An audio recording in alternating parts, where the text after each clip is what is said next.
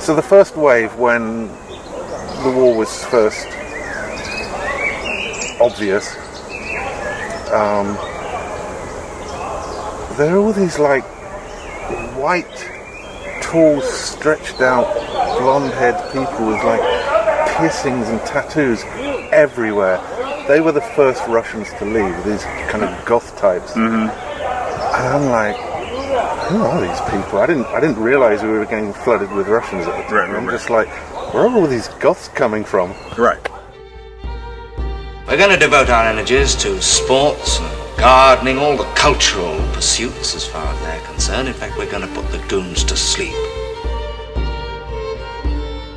Meanwhile, we dig.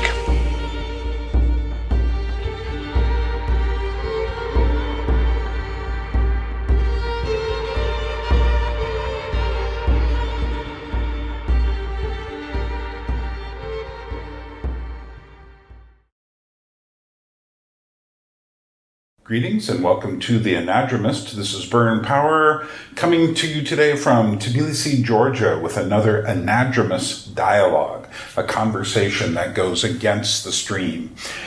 And today what we're going to do is actually stay in Tbilisi. We're actually going up to one of the parks and meeting up with a friend, Marc Jackson, and we are going to be discussing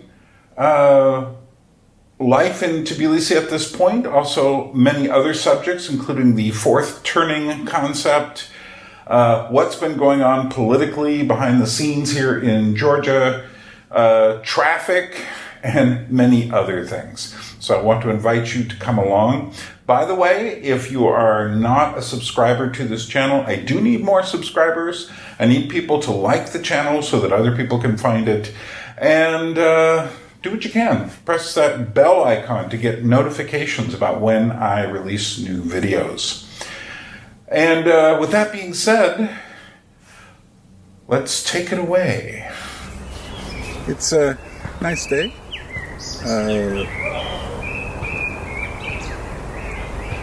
Lots of birds out. Yeah. Now, for me, the two biggest culture shocks here for me are one, summer. Oh, yeah. Because I'm coming from Alaska. That's why we go to the village. Yeah, for me, this is the temperature today, which is probably about 80 degrees in Fahrenheit terms, is would be a warm summer day in Alaska. But this is just the beginning. Yeah. And we haven't got to the kind of days here that just melt your face. You know? So the way I look at it is like in Alaska, January, February were days that I didn't feel inclined to go out a lot. Likewise, July, August here, I don't feel inclined to be out in the heat of the sun. I will go out in the morning. I will go out after 4 o'clock or 5 o'clock, but not in the middle of the day. You know, it's just like if I have to go somewhere at 12, I'm like, oh, or 1 or 2, it's like, oh, this is going to be brutal. So that's one thing. The other thing is Christmas. And yeah, you know what I mean. I know what you mean. You know, it's just like there's no such thing as a silent night here.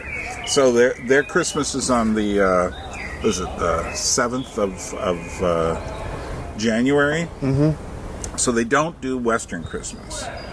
Then New Year's comes and they do Western New Year's. Yes. And they really blow up the town, which is kind of cool. Yeah. And especially if you're flat. And then they have their family kind of like people will often say, well, you know, we have our big meal on New Year's Day. At midnight. Yeah. Then there's the Shoba, which is the Georgian Christmas, is on the 7th. Now, I was shocked when I first figured out that there was some place here that was set up like a street fair, and they had all these booths and people outside playing really loud music that I could hear in my house up until about 12:30 every night. And I remember just saying like, oh, come on. It's like the night before Shoba. Certainly, it's got to be quiet here. Nope. It just went on and on. And then people would go on to their service because the service goes all night. And then comes the Georgian New Year, which they get blow a few more fireworks off for. But it's not. It's just a little coda. So, but the thing that gets me is like, well, wait a minute. I'm used to this whole build-up in December. I'm used to, for instance, we would have all these feasts and special foods and stuff, whereas the Georgians, if they're religious, they go through a fast period. Yeah. So if you you can't invite your friends over, because I have enough friends who are religious that it's just like, oh, okay, what's the point of having a feast if I can't serve you like a turkey or something? If it's not a feast if I can't do that. So, and then I realized also we got it back because of the Western New Year's that they celebrate. It means that you have this big celebration before you can break that fast, which is very strange because the old New Year's was on the other side of that. So in New York City, when I lived there, Christmas Eve, that night, was the quietest night of the year.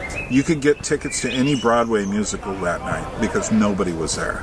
It was just like there was very little traffic on the streets.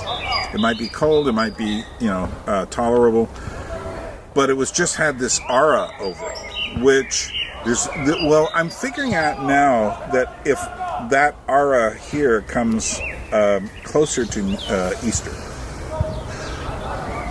Easter is a big celebration. Exactly. Easter is much bigger than it is in the West. And I was speaking to Jonathan Pajot, and I was telling him this, and he said, "Oh, that doesn't surprise me at all." Mm-hmm. So, even in Canada, it's an Orthodox thing. Easter is bigger. Yeah. So, in America, it's been basically, it's on a Sunday, so it's not even a holiday. It's just like, you probably have that day off anyway. Yeah, Georgians have this thing that, and it's really just imagination. They say we like to celebrate everything twice. Yeah. So 2 Christmases, 2 New Years, but they don't do 2 Easters. They don't do 2 Easters, but they don't do 2 Christmases either, because they don't celebrate the first one at all. No. And the second one is really a celebration. They do celebrate Western New Year, and it's a big one. Right. But they don't really celebrate the Orthodox New Year. Not as much, no. I've not seen it. Yeah. I mean, I will see, like I say, it's like the fireworks that didn't get blown off. Yeah. Yeah, you get that out of your system then. Although the Georgians will set off fireworks at random times of the year. And growing up as I did in California, any use of fireworks is basically completely illegal because the whole state will go up in flames. Well, the other thing about fireworks with the older Georgian generation, when they hear them at random, their ears really tune in. It's like, is that firework or gunshot? Exactly. It's like every Georgian above a certain age just pauses for a minute. Right. Fireworks, gunshot, fireworks, gunshot. Yeah, and there's a different kind of rhythm to those things, too. And that's what they're looking for. Right. Yeah, because fireworks tend to go boom, boom, boom, boom, whereas gunshots are... Or... Exactly. So, yeah. And the weird thing for me is the Georgian Christmas songs.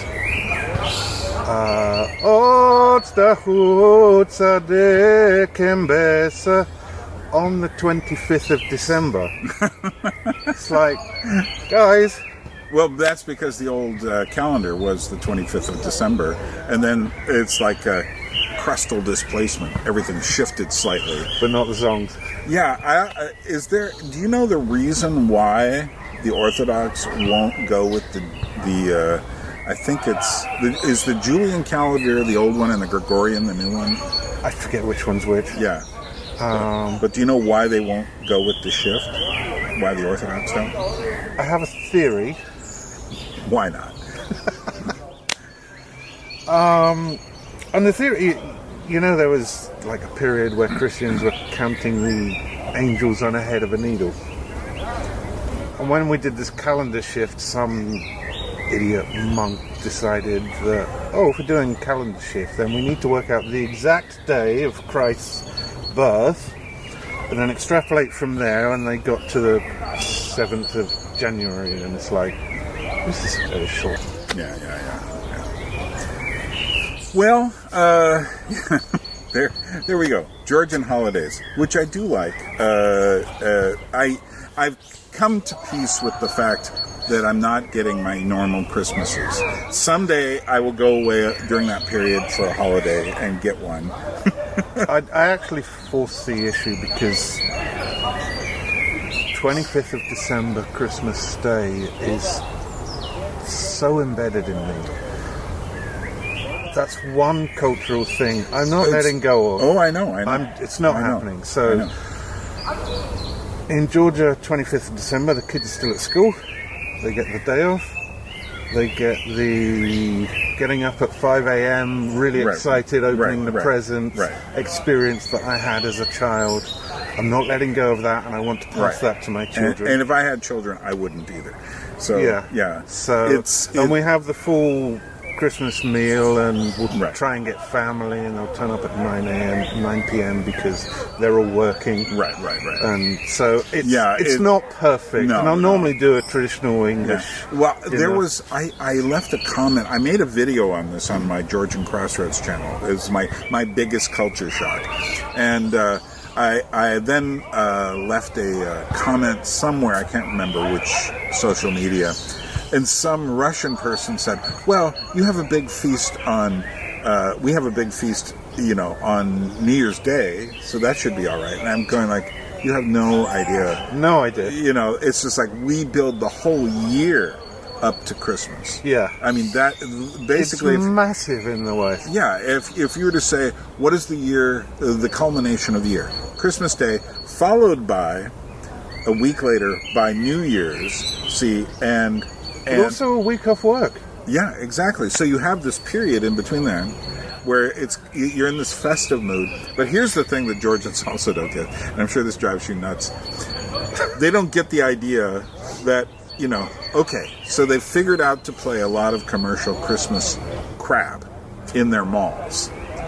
But they start in the middle of November, and they go until the middle of February, and you'll still hear these songs.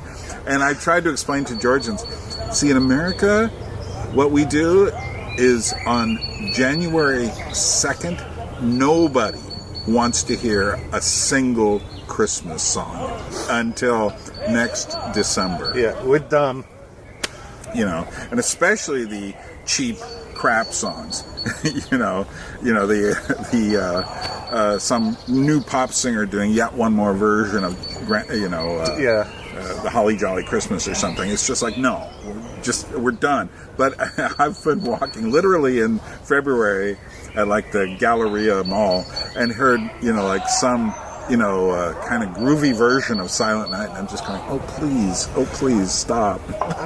But I suspect this is going back to the Georgians celebrate everything twice, but they don't really celebrate it. Right. And then because it's not a real pinpointed now we are celebrating. Right. It just kind of smudges and blurs and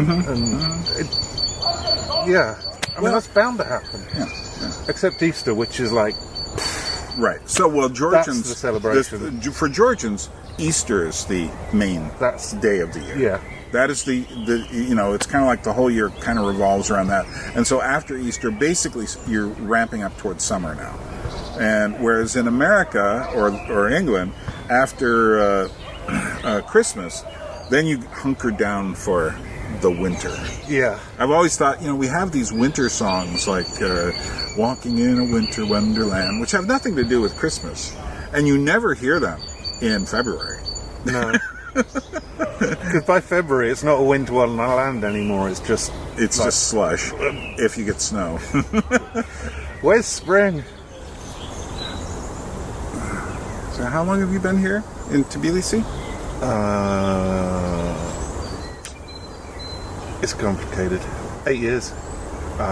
Straight. A couple of years here, a couple of years there, blah, blah, blah. Right. So, and so 10 years. So you're married to a Georgian woman. Mm-hmm. And how long have you been married? 12 years. 12 years. And how long have you been here the longest? Since 8 years. 8 years. Yeah. So,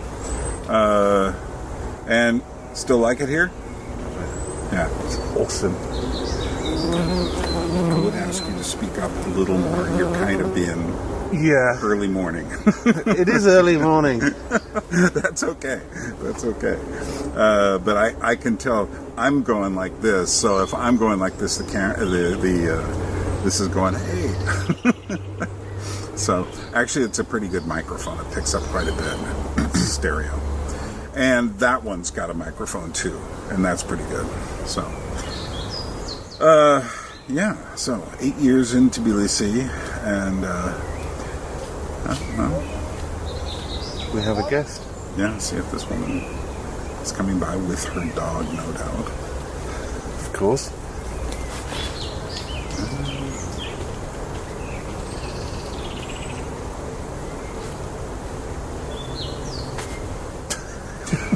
That's an interesting thing, though, about Georgia. You know, this woman comes up, and in America or England, chances are they would see that and go somewhere else. Yeah. But here, the sense of space is sometimes almost non-existent. You know, you get onto a bus or a metro. Or there's no personal space on buses. Yeah. But it also applies to car driving as well. Oh, exactly. Exactly. So as long as you don't hit each other, doesn't matter how close you go. No, I used to drive in New York City, and when I first started driving here, I was I just said, I'm New York, they are Tbilisi, I am taking charge. And what I noticed is the drivers will sometimes come up to you and just get so close, and what they're trying to do is get you to blink, and if you hesitate a moment, they'll go in. Now, in New York City, no, you don't blink. And if anyone's trying to do that, first of all, that person wouldn't be on the streets very long because they're getting so close. And New York City drivers are very angry.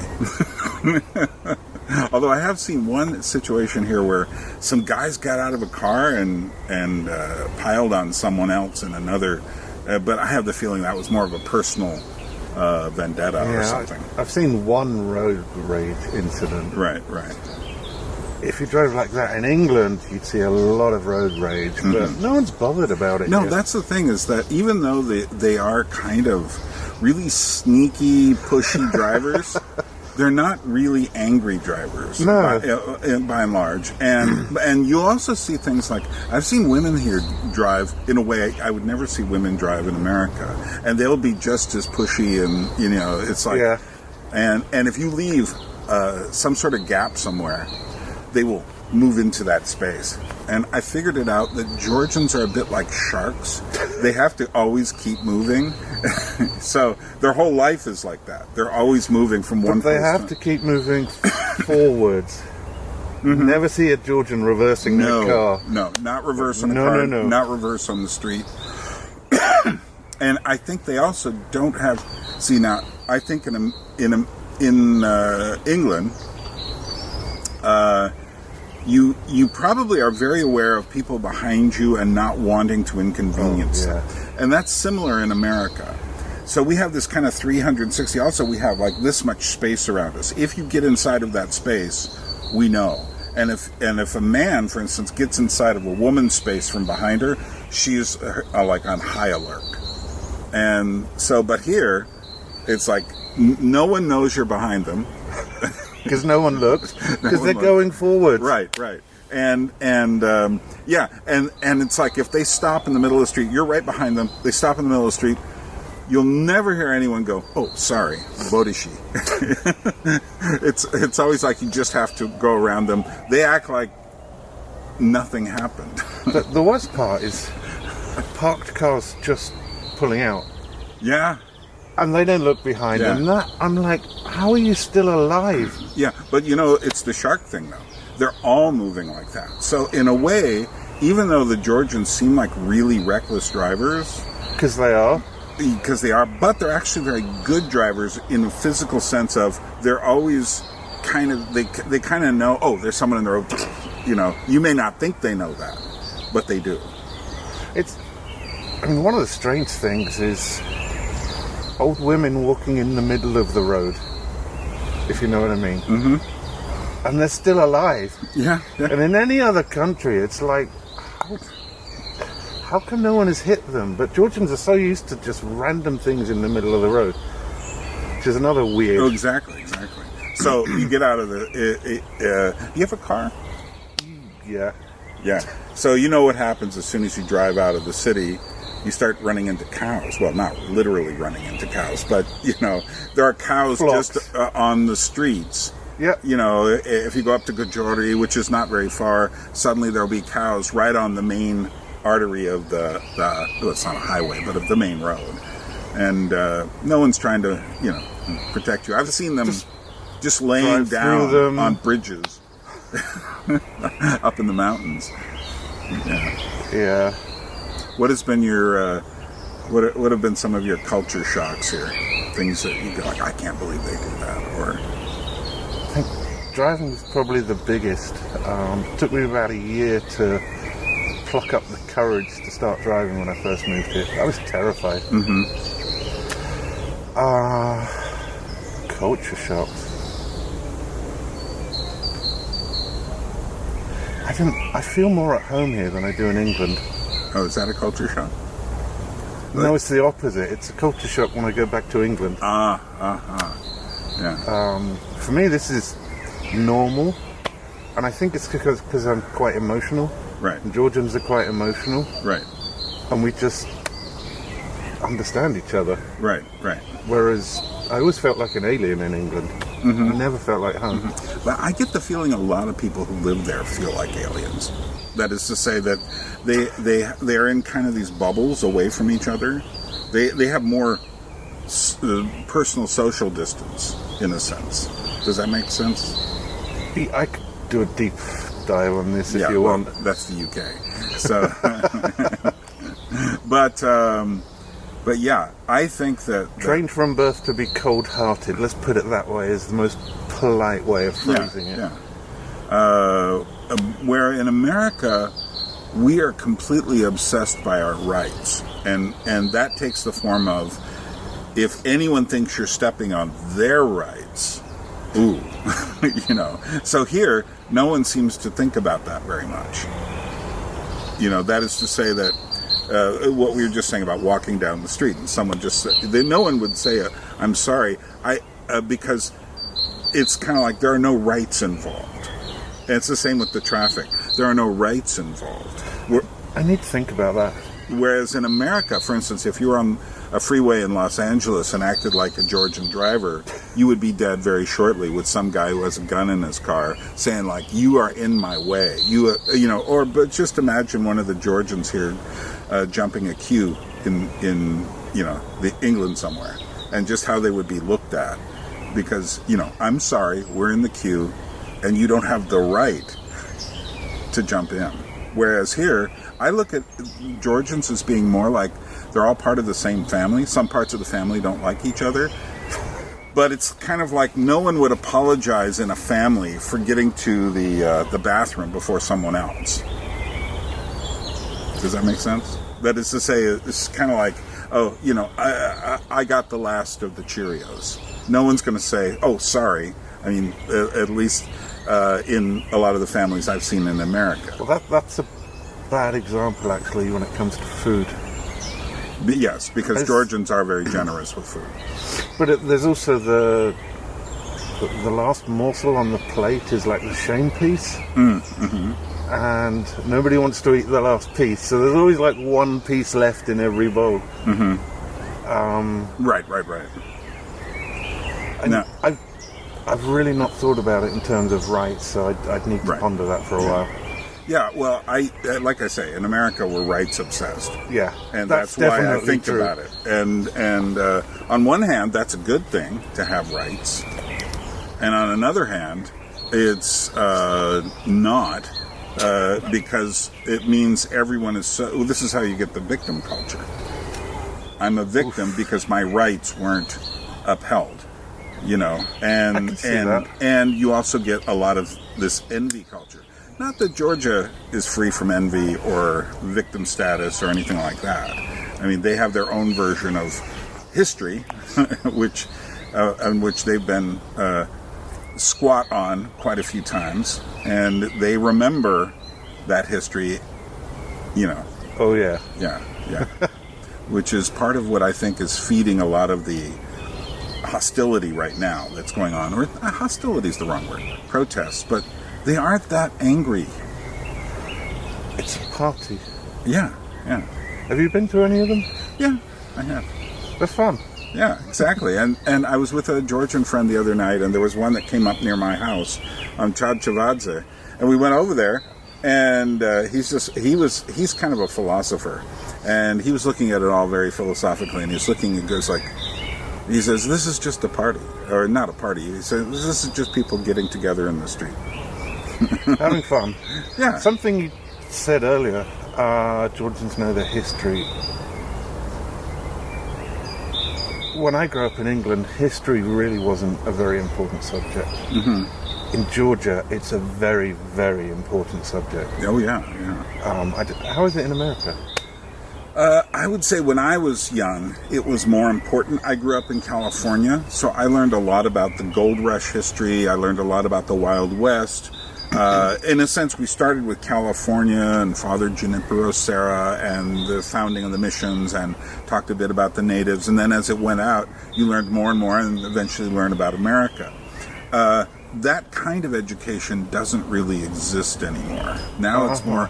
I saw a history book. This was back in the aughts, we'll say 2005, just to pick a date. And someone showed me the history book at the local high school.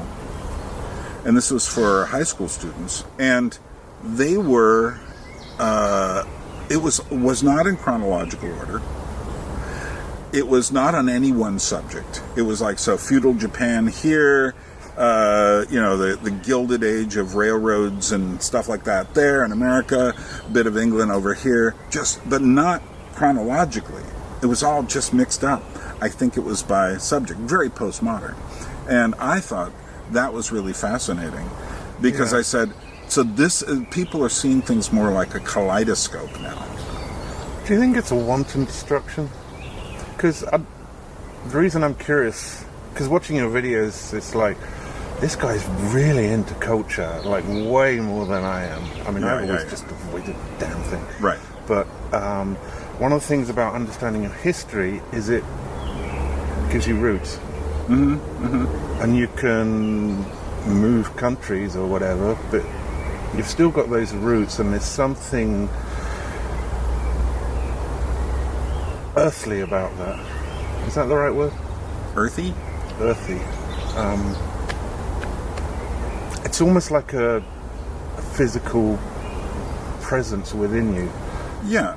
Well, what I was just saying about California, I grew up there for the most part. And so I still feel connected to that history. Yeah, exactly. And part of what got me excited... And it's not make-believe. Well, what got me interested in history was when I was about 12 years old was 1967. And that You're old enough to be my father, I worked out. Oh, that's good to know. It's just like, well, stop smoking. That's my mother. Okay. But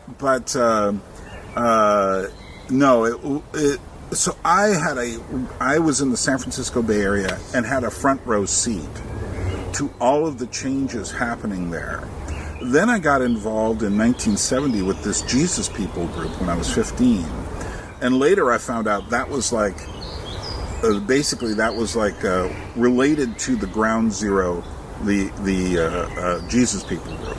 So I suddenly found myself, and when I joined up with this group, it was a lot of disaffected hippies who had come to California to find this thing they saw and realized when they got there, oh, this is really a nightmare. As a friend of mine who is in no way a Christian told me, and he was part of the few real hippies in, say, 1966. I asked him, so Vaughn, what did you think of 1966? It's just like absolutely amazing. He goes, 67, Summer of Love. He goes like, the beginning of the end. 69, he goes, the apocalypse. Made up my mind to make a new start. Said I'm going to California with an aching in my heart. That was about that time, yeah? Yeah. But there was this dream that people were coming for. The Eagles really deal with that in their Hotel California album. He says, we haven't had that spirit here since 1969. Yeah. And But the whole of I'm not going to sing Don Henley's. Thank you. Too high. Yeah, but the whole of the Eagles' Hotel California album is about arriving. It's more about Los Angeles, but it's about arriving there looking for this dream and not finding it. You know? Yeah. So I think that it's, for me, having this... and then I watched us mutate into this cultish pattern. And then I ended up in Switzerland at this place, L'Abri. And so I had a chance to go through London in 1978. And by this time I was very aware of punks and stuff like this. So I started noticing, oh, things change. They're no longer the same after a while. Why? You know, and one of my biggest musical questions, which I have still yet to make a video on, but which I am threatening to on my Anadrome channel, is why did Jimi Hendrix music sound the way it did? And there are elements in it that can't be accounted for in the usual suspects of the origins of rock music, which is why his music sounds like it's coming from literally outer space. So,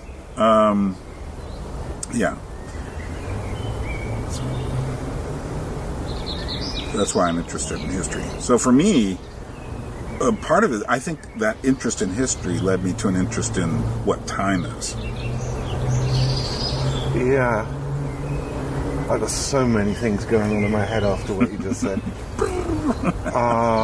So I'm a big fan of Strauss and Howe fourth turning ideas. Okay. I suspect that punk came in on the transition from Boomers being the young generation to Gen X being the young generation.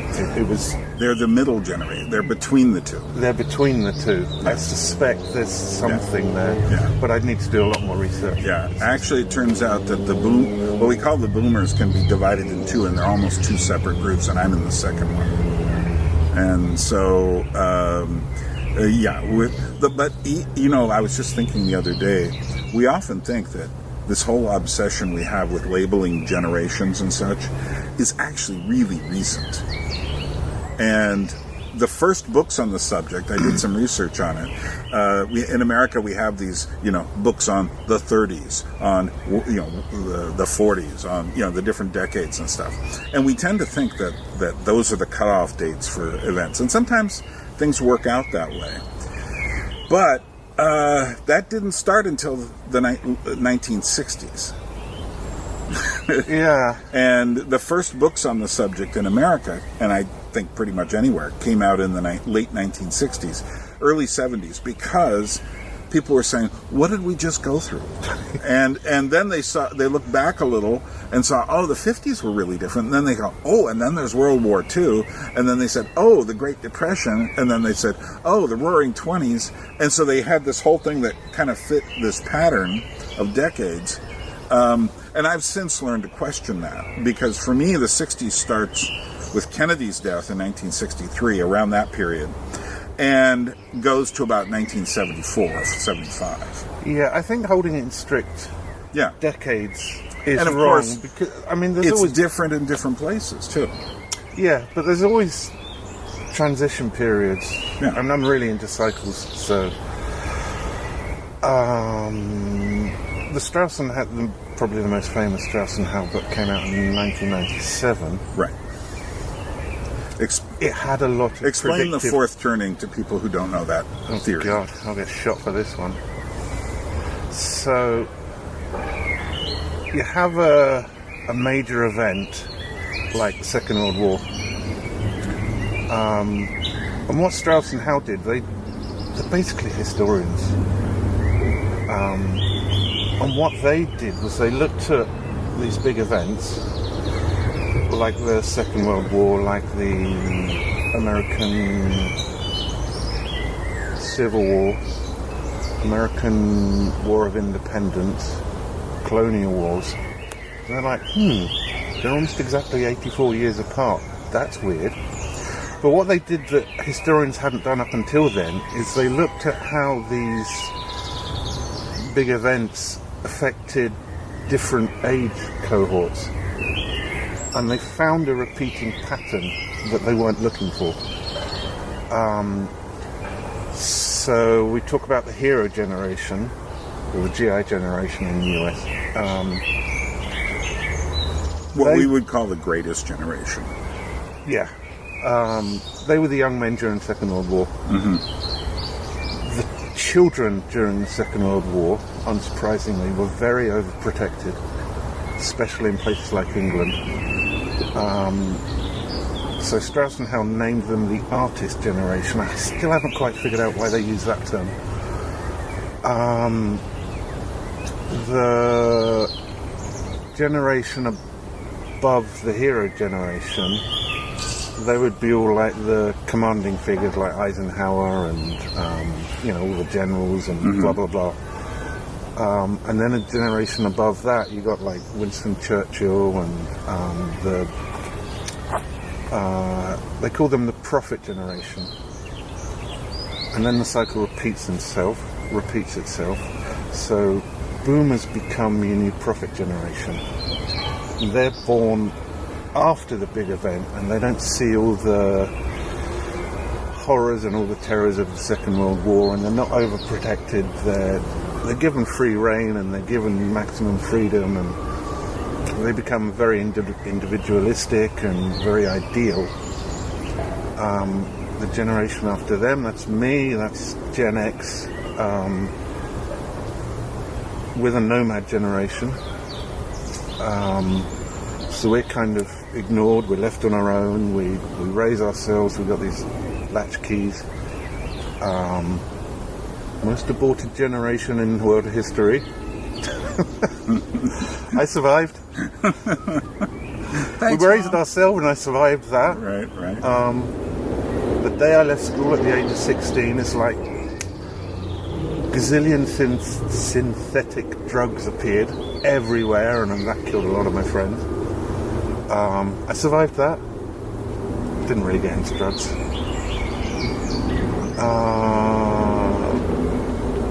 And then with the millennials, it should be a repeat of the hero generation. But they don't currently have a water fight, so they're just, I don't know, making sandwiches and things. One of the things Strauss and Howe predicted in 1997 was that when you get into the fourth turning, which is when the major event happens,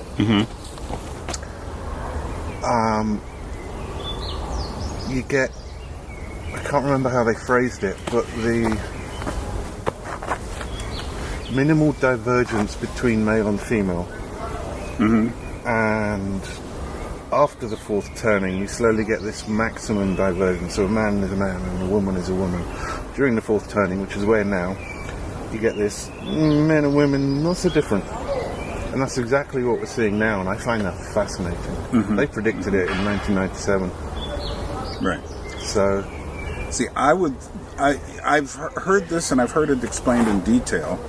My main questions is, well, that sounds like it works for the West, we'll say. But does it work for Turkey? Does it work for Georgia? Does it work for China? Does it work for... And maybe there are other patterns. Because I wouldn't want to read into that some sort of eternal law, that this has always been this way. And also, I have the feeling we are on an accelerated time schedule. And that these things would have been much more drawn out in the past. As variations on that line, hard times create good men create good times create weak men. Weak men create weak times. In a sense, it's a similar structure. Yeah. I tend to look at certain things right now as part of what I call the modern epic. So the modern epic starts in Italy sometime in the 14th century or so, and weaves its way through. And the emphases there, you start to get an emphasis on the individual, you start to get an emphasis on exploring what's inside of things, what's in the atom eventually, what's inside, you have, in the early Renaissance, you had people doing dissection to see what the human body really looked like. then you get to someone like Martin Luther. They're saying, like, really, are these things all connected back to the Bible? You start to get then philosophers later come along and go, like, really, is there a God? And you pulling things apart. Eventually, however, you get to a point where we've pulled so much apart that we've entered like an apocalyptic zone, and so that I mean, you can see this in culture, and I think the whole pattern. See, like in the Renaissance, they were going back to the classical era.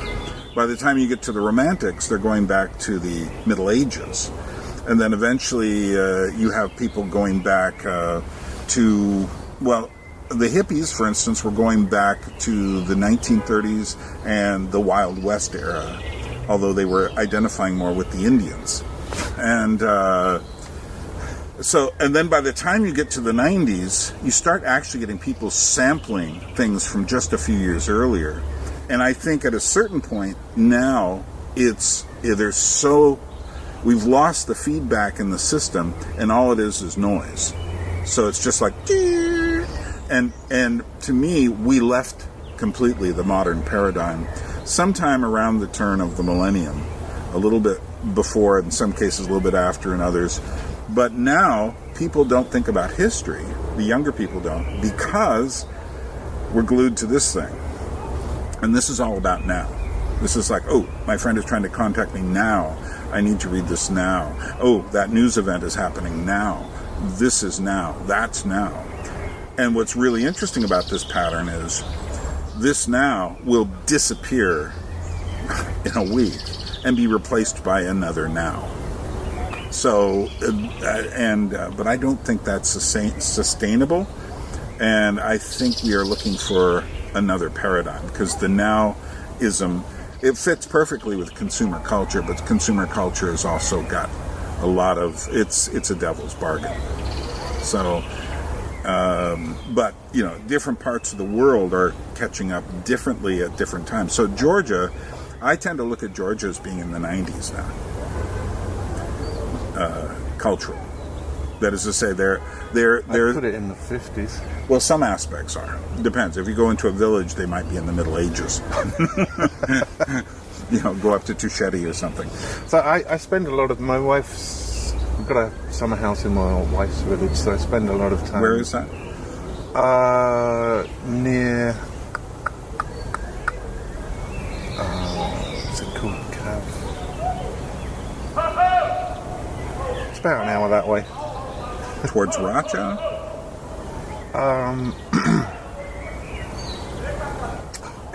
Is it in the mountains or on? No. So it's like Imereti or?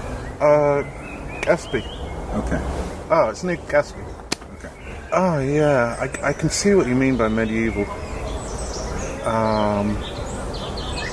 But a lot of attitudes here are like the attitudes we had when I was growing up, and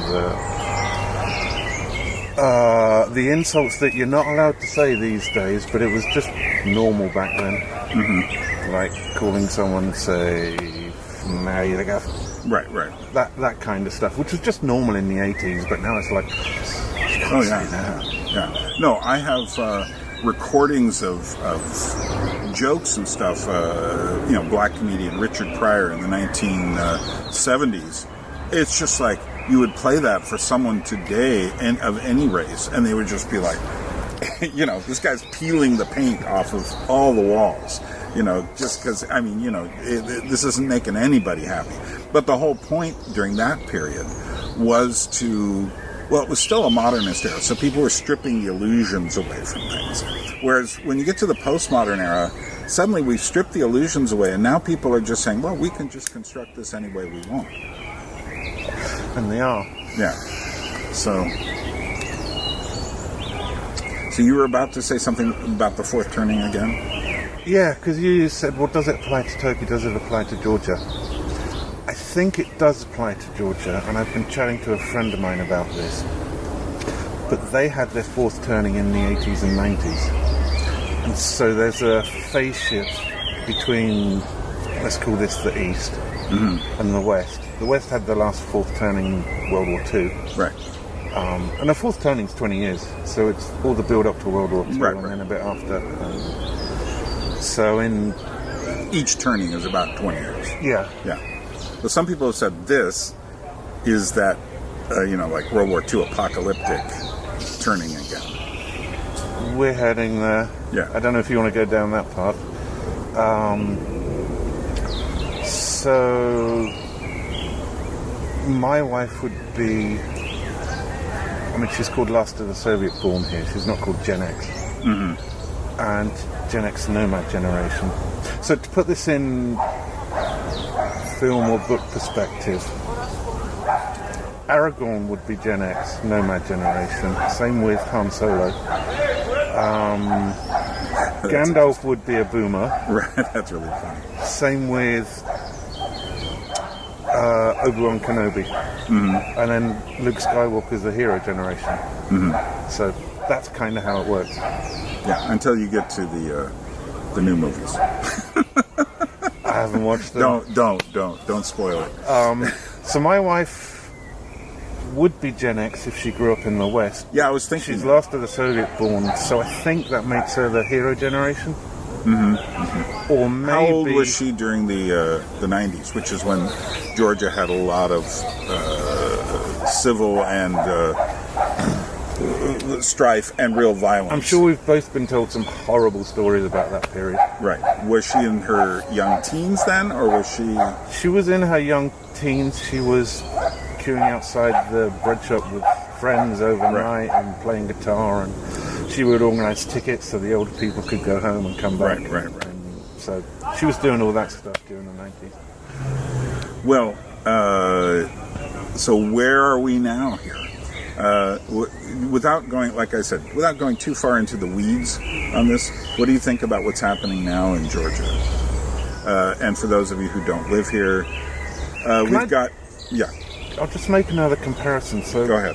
Post-Second World War, America went on this infrastructure drive and created all the highways and blah, blah, blah. And, of course, the rebuilding of Europe, which was just leveled. Mm-hmm. You can see this rebuilding going on in Georgia now. It's a very similar pattern. Yeah.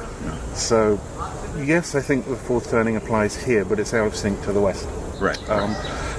What's going on today regarding the politics and all the protests? Do you think that's like the 60s in relationship to the West? That is to say, is it that kind of...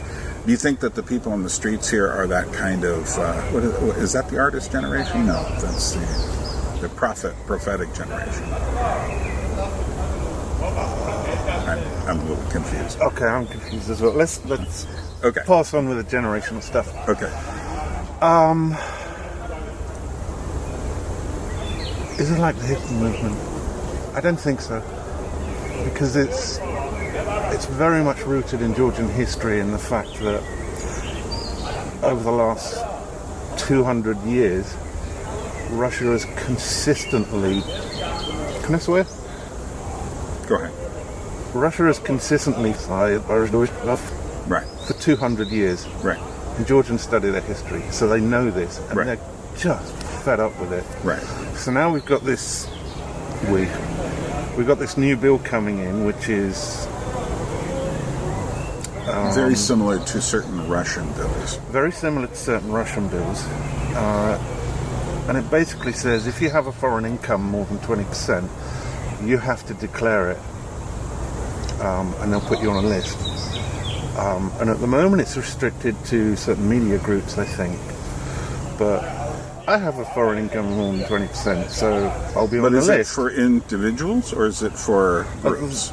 I'm not sure because I don't know the exact I was under details. the idea that it was for people in organizations.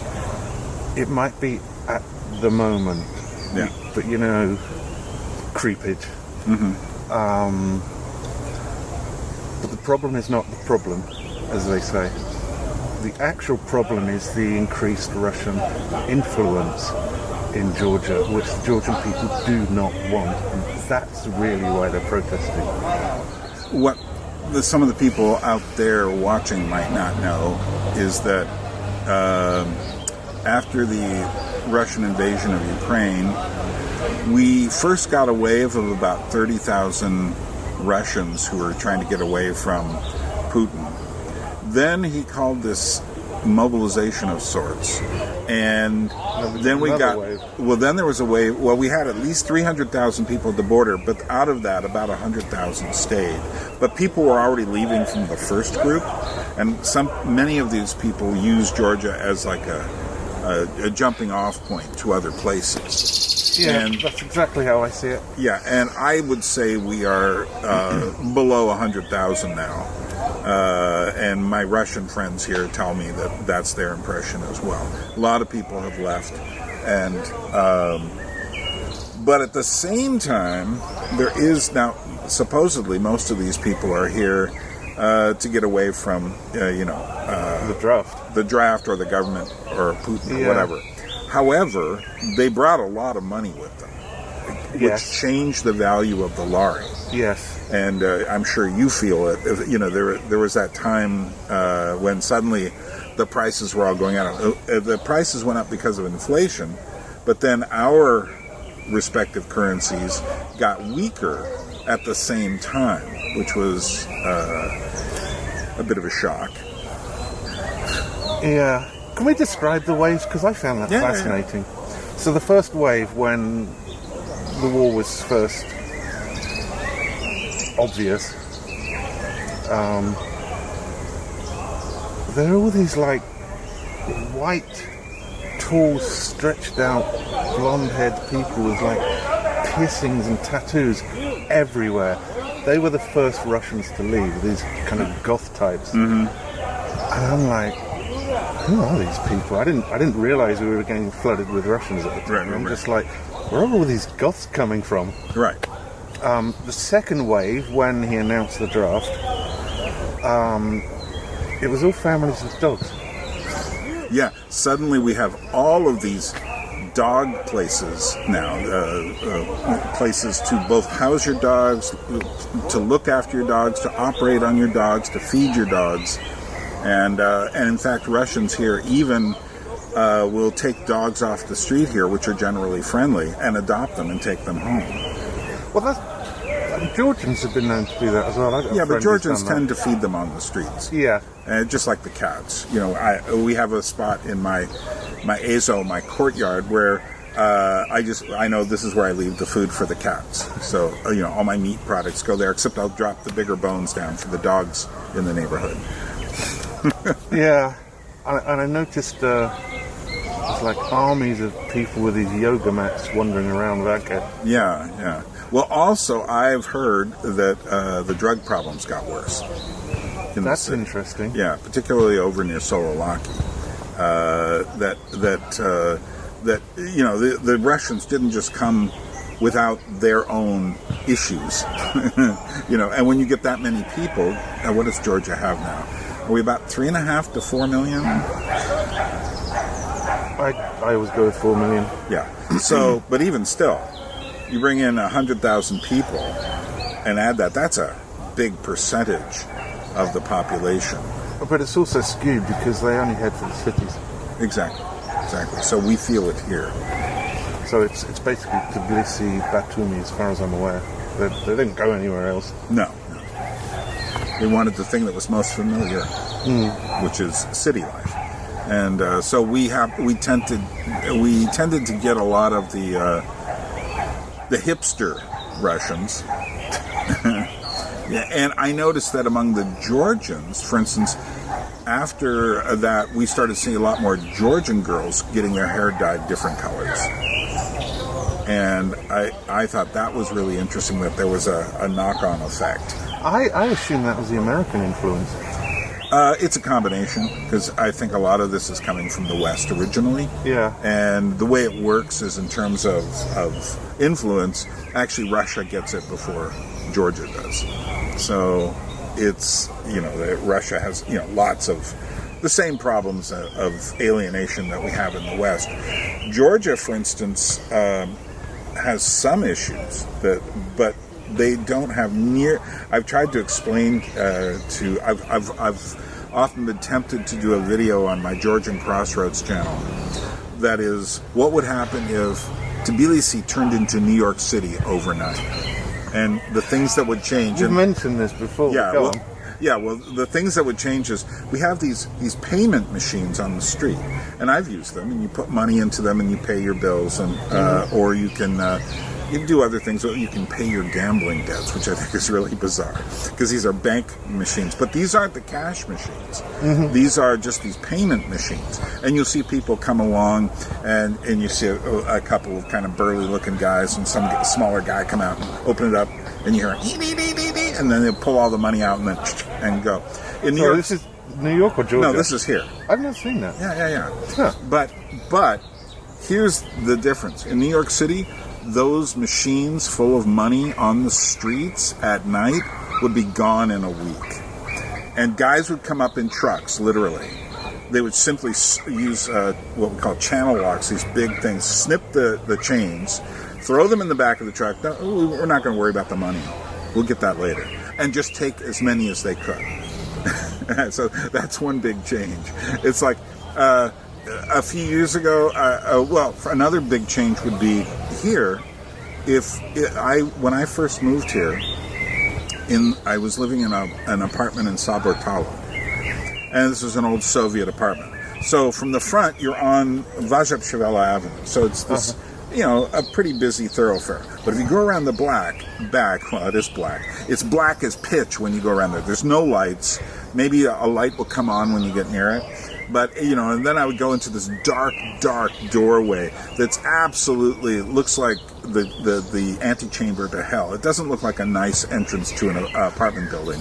And then there's an elevator, and you press it, and it goes, and then slowly the door, and then you get into it, and it goes, Your heart's racing. In New York City, that would be the most dangerous place in the world. A completely dark place with elevators with people entering. That's just crime, just breeding back there. It would be drugs. It would be guys shooting up heroin. It would be just massively weird. So one of the things is Georgians don't have any fear of that kind of scenario. Well, not only that, it's the people who live in the block consider, for example, out the back, as part of their own space. Mm-hmm. So it's kind of protected in that way. Yeah. But also it's full of life, so there'll be children playing there, and there'll be adults having a Supra, and right. It's part of their living space. So right. it's just completely different. Exactly. Another thing is just violence. You remember a few years ago there was this poor Australian girl who got killed on Matatsaminda? Yeah. And that sent shockwaves through everything. And I'm sitting there saying, I lived in New York City in the 90s, early 90s. And turns out I was there at the worst period in history in New York City for murders. And I saw bodies outside the front of my house. I had a friend who was threatened by drug dealers who saw them do an execution. And this was just daily life. And, it didn't stop anyone from coming to New York, but among the expat community, there were people going, it's over, Tbilisi's over. And I'm sitting there going, guys, but I was telling the story to a Georgian the other day, and she said, yeah, but you have to understand how shocking that was for us. And that's the thing is, this is such a peaceful city generally. I mean, there are neighborhoods that are probably some guys hanging around you don't want to get in touch with, but not that many. Yeah, I mean, they did a pretty spectacular job of cleaning up Georgia from the mafia elements. Right. Well, after the 90s wars, evidently the whole Georgian mafia kind of really insinuated itself into many things, many institutions. After the fall of the Soviet Union, because during the Soviet Union, the black market was the market, mm-hmm. The white market. There was nothing there. Right. Everything was the black market. And so when the Soviet Union collapses, that becomes official. And of course, it's all controlled by the mafia. So the mafia just go whoosh in power. Right. I wasn't here during that time, but again, I've heard a lot of stories. Where was I going with this? damn it, I've forgotten my thread. Violence, danger. Oh yeah, so they cleaned up. They kind of broke a few human rights to clean it up, but some of my Georgian friends have said, not happy with that. That was hell. Yeah. There was. I don't know if you've ever read Peter Naismith's book Georgia, and he talks about he's updated it over the years. So he talks about when he first came here in the late '80s, and then different periods after that. And he came during the war period, and people were fighting, but one of the Georgians turns to him and says, "In about 10 years, this will all be okay." And he was right. Yeah. The Georgians tend to take I almost look at it, the Georgians have a mythological consciousness. That is to say, they tend to, for instance, immediately turn the past into a kind of mythology. Huh. And they tend to, that's why they're really into history, too. Because it's important to them. And when they have the good characters, they really love to push them up and make them, So any artist or writer or dancer or poet who gets any note, they're just going to push that person's memory up and make to help the younger generations to be proud of their culture. Yeah. My wife's been particularly impressed by what she calls the younger generation who are on the protests and how they're just celebrating Georgian culture, and they'll be dancing in the streets doing traditional Georgian dance and all this stuff, and she's like, this younger generation, man, it's just awesome. So I think that speaks to what you were saying. They are also the most westernized. That as well. And so they all have weird. their phones, and I find that the smartphone tends to breed the same behavior everywhere. Although, one good thing I've noticed, for instance, in my backyard, I look down and there's these Georgian ezos, these courtyards. When there's, we have quite a few, not super tall buildings, but there's quite a few people that live in my general courtyard. And they have benches down there. The interesting thing about the benches is they're not in most places you'll see a bench and it's lined along the side of something. Here the benches are pulled up so that people are facing each other. And how strange. Yeah, so they can talk and have supras. Actually, there was some older men were having a supra. There's a table out there too. We're having a supra in the evening the other night, but among the teenagers who sit out there, and they sit out there and smoke, and I'm not a big fan of smoking, but I would say this, I see they use the smoking as a time to talk. And that, if you were to say what's healthier, the smoking and a time to talk, or time spent alone in your room just scrolling on your smartphone, I go smoking and a time to talk. You may die sooner, but at least you will have had conversations with human beings. I think America needs to make smoking cool again.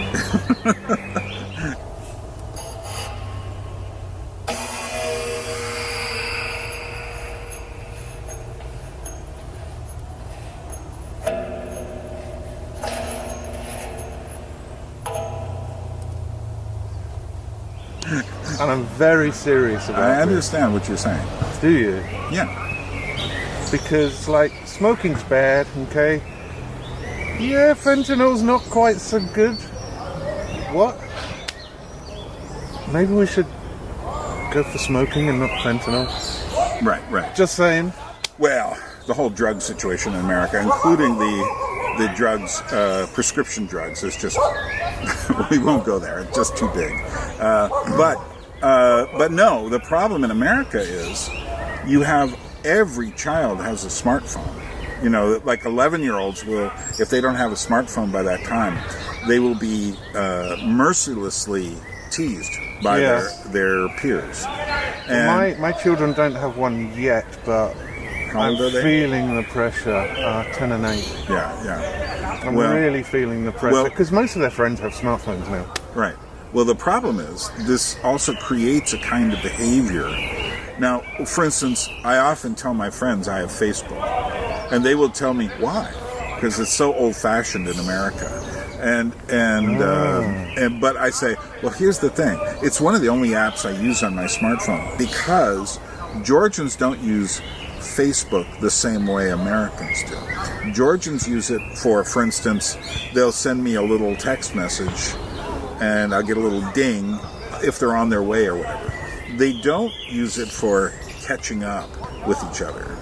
They'll post photos, and the whole point of posting the photos is to get likes and all sorts of people slathering praise over the picture of your daughter. Like, there are pictures of children on Facebook that in America would be considered, oh my God, what if the wrong people are looking at this? Yeah, they don't have that here. No. And in fact, you'll often see, this is a very interesting thing here, you'll often see people doing touching behaviors here that in America would be considered criminal practically.